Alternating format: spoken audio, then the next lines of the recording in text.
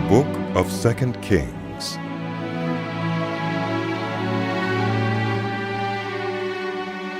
After Ahab's death, Moab rebelled against Israel. Now Ahaziah had fallen through the lattice of his upper room in Samaria and injured himself. So he sent messengers, saying to them, "Go and consult Baal-zebub, the god of Ekron, to see if I will recover from this injury." But the angel of the Lord said to Elijah the Tishbite, "Go up and meet the messengers of the king of Samaria and ask them, is it because there is no God in Israel that you are going off to consult Baal-zebub, the god of Ekron? Therefore, this is what the Lord says. You will not leave the bed you are lying on. You will certainly die." So Elijah went. When the messengers returned to the king, he asked them, "Why have you come back?" "A man came to meet us, They replied, and he said to us, 'Go back to the king who sent you and tell him, this is what the Lord says. Is it because there is no God in Israel that you are sending messengers to consult Baal-zebub, the god of Ekron? Therefore you will not leave the bed you are lying on. You will certainly die.'" The king asked them.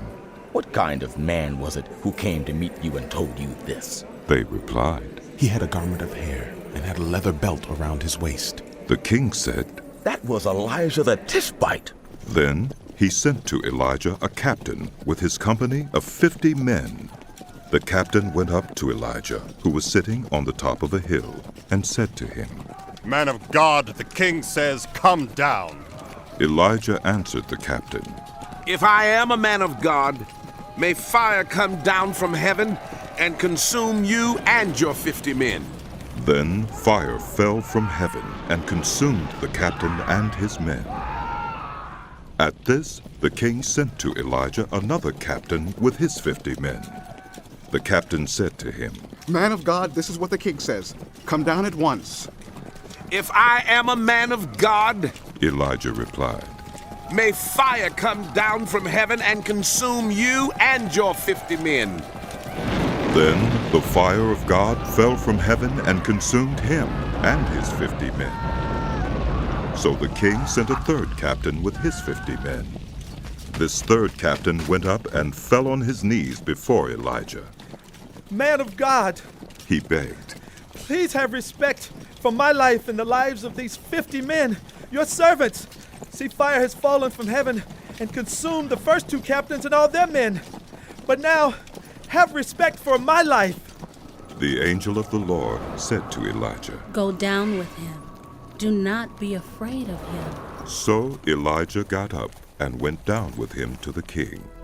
He told the king, This is what the Lord says. Is it because there is no God in Israel for you to consult that you have sent messengers to consult Baal-zebub, the god of Ekron? Because you have done this, you will never leave the bed you are lying on. You will certainly die. So he died, according to the word of the Lord that Elijah had spoken. Because Ahaziah had no son, Joram succeeded him as king in the 2nd year of Jehoram, son of Jehoshaphat, king of Judah. As for all the other events of Ahaziah's reign and what he did, are they not written in the book of the annals of the kings of Israel?